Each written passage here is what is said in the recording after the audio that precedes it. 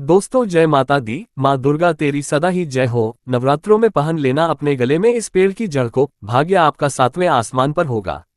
जहां भी जाओगे दौलत पीछे पीछे आएगी। दोस्तों हिंदू संस्कृति में कई तरह के पौराणिक मान्यता को महत्व दिया गया है कि कई ऐसे पेड़ पौधे होते हैं जो कि काफी शुभ माने गए हैं। कई ऐसे पेड़ पौधे होते हैं जो कि हमारे जीवन में चल रही परेशानी को दूर कर देते हैं। खास बात यह है कि पेड़ पौधे की न सिर्फ लोग पूजा करते हैं बल्कि औषधि के रूप में भी प्रयोग करते हैं। ये कई प्रकार की बीमारी को ठीक करते हैं और वेद पुराणों में भी कई प्रकार के पेड़ पौधों का उल्लेख है। जैसे कि तुलसी का पौधा है, पीपल का पौधा है, इसका बहुत ही ज्यादा आध्यात्मिक महत्व होता है। दोस्तों अगर आपने देखा होगा हम सब पीपल की पूजा क्यों करते हैं, हमें पीपल की पूजा क्यों करनी चाहिए। वट सावित्री जो व्रत रखते हैं जो माता बहनें वो पीपल की पूजा क्यों करती हैं, क्योंकि पेड़ पौधे में कुछ ऐसे अलौकिक चमत्कारी शक्तियां होती है जिसके दम पर कुछ समय में यानी कि कम समय में आपको अच्छे परिणाम मिलते हैं। तो आज मैं आप लोगों को नवरात्रि के समय में ताबीज में भर करके पहन लेना।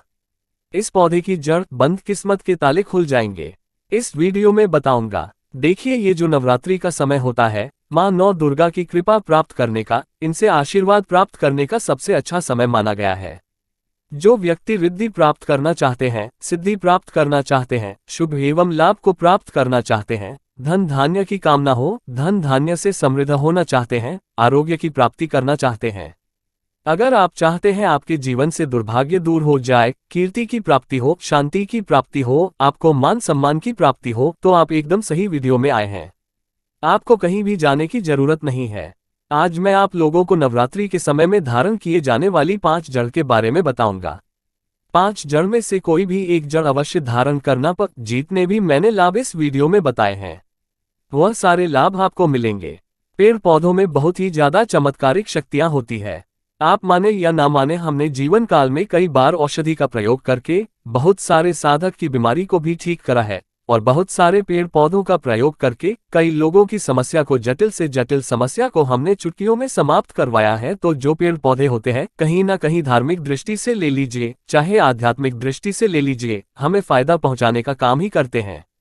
सर्वप्रथम तो आपको नवरात्रि के 9 दिन इस पेड़ पौधे की जड़ को ले आना है। अगर नवरात्रि के दूसरे दिन या छठे दिन इस वीडियो को देख रहे हैं, मतलब है आप नवरात्रि के किसी भी दिन इस पेड़ पौधे की जड़ ला करके आप जो है अपने घर में पूजन करके धारण कर सकते हैं। लेकिन अगर नवरात्रि के 9 दिन आप इनकी पूजा करके जड़ को धारण करते हैं तो फिर अति उत्तम है। आपको वह हर सारी चीज प्राप्त होगी जो चीज आप प्राप्त करना चाहते हैं। दोस्तों महंगे रत्न पहनने की बजाय अगर आप जो है इन पेड़ पौधों की जड़ को धारण करते हैं तो उससे अच्छा आपको परिणाम मिलेगा, रिजल्ट मिलेगा। कहीं ना कहीं रत्नों में मिलावट होती है, कहीं ना कहीं रत्नों में त्रुटि होती है।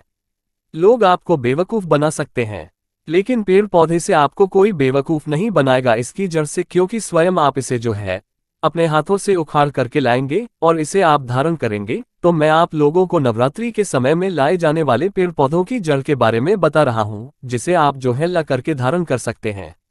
दोस्तों सर्वप्रथम तो इन पेड़ पौधों की जड़ को लाने के बाद आपको क्या करना होता है, इसे देवी प्रतिमा की तरह 9 दिन तक पूजा करनी होती है। जैसे माता नव दुर्गा की पूजा करते हैं ठीक उसी प्रकार इन पेड़ पौधों की जड़ को लाकर के 9 दिन तक आपको पूजा करनी होती है। और 10वें दिन जो विजयदशमी होती है उस दिन चांदी के ताबीज में भर करके पहनना होता है। अगर आपका सामर्थ्य नहीं है कि चांदी का ताबीज जो है आप ले सके तो आप जो है बिना चांदी के ताबीज के भी पहन सकते हैं। जो तांबे के ताबीज आते हैं उसमें आप जो है धारण करके जो है डाल करके धारण कर सकते हैं। तो आइए इस वीडियो में जानते हैं कि कौन सी चीज को हमें नवरात्रि के समय में कौन सी जड़ को ला करके धारण करना चाहिए, पहनना चाहिए। 5 जड़ के बारे में बता रहा हूं। जानकारी बताने से पहले, वीडियो में आगे बढ़ने से पहले आप सभी दर्शकों से गुजारिश करना चाहूंगा, वीडियो में बताई गई जानकारी पसंद आएगी तो वीडियो को लाइक करें, चैनल को सब्सक्राइब जरूर कर लेना और हाँ दोस्तों कमेंट बॉक्स में अपनी राशि भी डाल दीजिएगा। अगर हमारे पास कोई उपाय होगा तो वो आकर हम आपके कमेंट में रिप्लाई करके बता देंगे। दोस्तों आइए जानते हैं। सर्वप्रथम तो आपको चमेली की जड़ लाना चाहिए। चमेली की जड़ के बेनिफिट बताना चाहूंगा, फायदे बताना चाहूंगा। चमेली की जड़ में दैवीय शक्तियां समाहित रहती है। आपने देखा होगा चमेली का जो तेल है हनुमान जी महाराज को समर्पित होता है। इसमें हनुमान जी महाराज की दैवीय शक्तियां रहती है। जो लोग माता लक्ष्मी की कृपा प्राप्त करना चाहते हैं, लक्ष्मी सिद्धि प्राप्त करना चाहते हैं, जो लोग सिद्धि प्राप्त करना चाहते हैं, मंत्रों को सिद्ध करना चाहते हैं, जो व्यक्ति आरोग्य रहना चाहते हैं, ऐसे व्यक्ति चमेली की जो जड़ होती है इसे अवश्य लाना चाहिए। चमेली की जो जड़ है इसे नवरात्रि के पहले ले आना या फिर नवरात्रि के टाइम में भी ला सकते हैं और इसकी 9 दिन आपको पूजा करनी है। 9 दिन नहीं कर पाते हैं तो कम से कम 1 दिन पूजा कर सकते हैं। इसकी पूजा करने के बाद इसे चांदी के ताबीज में धारण करना होता है। आपको दशहरे के दिन इसे चांदी के ताबीज में धारण करना होता है, तो इससे दैवीय शक्ति की प्राप्ति होती है, अलौकिक शक्ति की प्राप्ति होती है, हनुमान जी महाराज की कृपा बरसती है, आप हमेशा निरोग रहते हैं। दूसरे क्रम में आता है लजीरा नाम का पौधा, हमारी वीडियो में देख लीजिए। इस प्रकार का होता है पौधा, कई जगह इसे चिड़चिड़ा के नाम से जानते हैं, कई लोग इसे अपामार बोलते हैं। अब इसे अपामार क्यों बोलते हैं? क्योंकि इसके जो बीज होते हैं उल्टी तरफ होते हैं, ये सीधे नहीं रहते। आप में से अधिकतर जितने भी लोग हैं बीज देखे होंगे, फल के वो सीधे तरफ होते हैं लेकिन ये उल्टे होते हैं, इसलिए इसे अपामार कहते हैं, अर्थात ये दुनिया से उल्टा चलता है। अपामार का संत महात्मा लोग सबसे ज्यादा प्रयोग करते हैं। दोस्तों, अपामार जो होता है इसके बीज का खीर बनाकर के खाने से 30 दिनों तक बिल्कुल ही पेशाब पानी यहाँ तक कि जो शौच क्रिया होती है वो बंद हो जाती है। तो साधना करने वाले जो संत महात्मा रहते हैं हिमालय में अधिकतर हमने देखे हैं, ऐसे लोग अपामार के बीज की खीर बना करके खाते हैं, लंबे समय फिर साधना करते हैं। इन्हें खाने के बाद भूख है, प्यास है या फिर एक प्रकार की शौचक्रिया नहीं सताती तो इसे कब पहनना चाहिए, कैसे धारण करना चाहिए? तो नवरात्रि के समय में 10वीं तिथि में आपको इसे धारण करना होता है। इसके धारण करने के बाद ये शत्रु का नाश करता है। और एक खास बात, जो लोग जैसे वशीकरण प्राप्त करना चाहते हैं कि सभी लोग उन्हें देखकर के सम्मोहित हो जाए, उनके चेहरे से नजर ना हटाए, उन्हीं की बात माने, तो ऐसे व्यक्ति जो चिड़चिड़ा है, अपामार्ग है, इसकी जड़ जरूर धारण करें। इसकी जड़ धारण करने के बाद अध्यात्म उन्नति होती है, बंद किस्मत के ताले खुलते हैं। दोस्तों, आप जहां भी जाए लोग आपको देख करके आकर्षित होंगे, आपके वशीभूत हो जाएंगे, तो यह अवश्य धारण करें। इसे पहनने के बाद जो नवग्रह की पीड़ा होती है, नवग्रह में से किसी भी प्रकार के जो ग्रह है आपको गलत परिणाम दे रहे हैं, गलत फल दे रहे हैं, तो गलत फल देना बंद कर देते हैं, स्थिर हो जाते हैं। दोस्तों, तीसरे क्रम में आते हैं बरगद की जटा। अब पिछले वाली वीडियो में बरगद की जटा के बारे में भी एक वीडियो बनाया हूं। ये बंद किस्मत के ताले को खोलती है। बरगद की जटा है, अध्यात्म दृष्टि से बहुत ही पवित्र है और हमारे हिंदू धर्म में बरगद को देव वृक्ष माना जाता है। देव वृक्ष क्यों कहा जाता है? क्योंकि वट सावित्री के दिन आपने जरूर देखा होगा, इनकी पूजा होती है। जो बरगद हैं ये देव वृक्ष कहे गए हैं।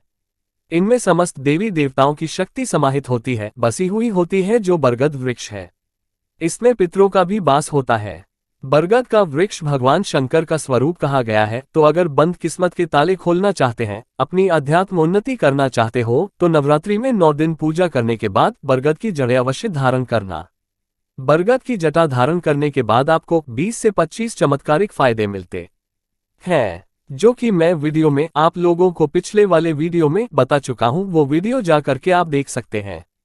दोस्तों, चौथे नंबर पर आते हैं सफेद मदार की जड़। अब सफेद मदार की जड़ क्यों धारण करनी चाहिए? जो मदार है सफेद कलर की, यह भगवान गणेश जी के स्वरूप कहे गए हैं और मैं हर दिन वीडियो में बोलता हूं और आज भी बता रहा हूं। जो 11.5 वर्ष पुरानी सफेद मदार की जड़ होती है, ये भगवान गणेश की सूंड की आकृति ले लेती है। आपने कई मंदिरों में देखा होगा, मदार के गणेश जी बनाए जाते हैं। मदार के जो गणेश जी हैं, इन्हें बहुत ही ज्यादा फलकारी कहा गया है। ये तत्काल अपना फल प्रदान करते हैं। भगवान गणेश जी को रिद्धि सिद्धि शुभ लाभ के स्वामी कहे गए हैं। तो अगर आप रिद्धि सिद्धि शुभ लाभ धन वैभव प्राप्त करना चाहते हैं, तो मदार की जड़ नवरात्रि में ले आना। इसकी 2 से 5 दिन 9 दिन तक पूजा कर देना। इसके बाद 10वीं तिथि को धारण कर सकते हैं, पहन सकते हैं। इसमें आपको बहुत ही ज्यादा लाभ मिलेगा। जो मदार है ये भगवान गणेश जी के स्वरूप कह गए हैं और मदार धारण करने के बाद नवग्रह की जो पीड़ा होती है समाप्त हो जाती है।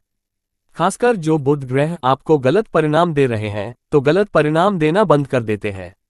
दोस्तों, अंतिम में आते हैं अपराजिता। अपराजिता क्यों धारण करना चाहिए? जो अपराजिता है इसके पुष्प माता लक्ष्मी को अत्यंत प्रिय है। अपराजिता के पुष्प माता लक्ष्मी को बहुत ही ज्यादा प्रिय है और अधिकतर लक्ष्मी पूजा में अगर आप माता लक्ष्मी को प्रसन्न करना चाहते हैं, चाहकर भी माता लक्ष्मी आपके द्वारा पर नहीं आ रही है, परेशान हो चुके हैं, जिसके कारण आपकी जो दैनिक स्थिति है खराब हो चुकी है, तो अपराजिता नाम का जो पौधा है, इनकी जड़ धारण करें। इसे चांदी के ताबीज में धारण करने के बाद फिर लक्ष्मी की कृपा प्राप्त होनी शुरू हो जाती है। बंद किस्मत के ताले खुल जाते हैं। नौकरी चाहिए, नौकरी की प्राप्ति हो जाएगी, यानी कि बंद किस्मत के ताले को खोलने का काम करता है। आपकी अध्यात्म उन्नति करते हैं। मानो या ना मानो, धर्म अपनी जगह है, जड़ी बूटी की शक्तियां अपनी जगह, आप माने या ना माने वो अपनी जगह है। जो लोग मानते हैं, देखिए टोने टोटके की दुनिया में विश्वास होना जरूरी है। जो लोग मानते हैं उनके लिए भगवान है, जो लोग नहीं मानते तो पत्थर समझते हैं। यानी कि भगवान आपके सामने भी खड़े हो तो भी पत्थर तुल्य है। अगर आप भगवान को मानते हैं तो पत्थर भी आपके लिए भगवान जैसा पूजनीय हो जाता है। लोग तो भगवान श्री कृष्ण और भगवान राम को भी आज झुठलाते हैं।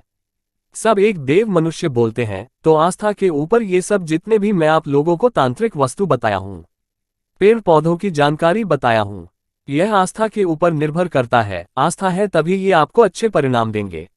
आस्था नहीं है तो ये आपको कुछ भी परिणाम नहीं देंगे। तो अपना भाग्य परिवर्तन करने के लिए, अपनी किस्मत में परिवर्तन होते हुए देखने के लिए, अपनी आध्यात्मिक उन्नति करने के लिए ये जड़ अवश्य धारण करें।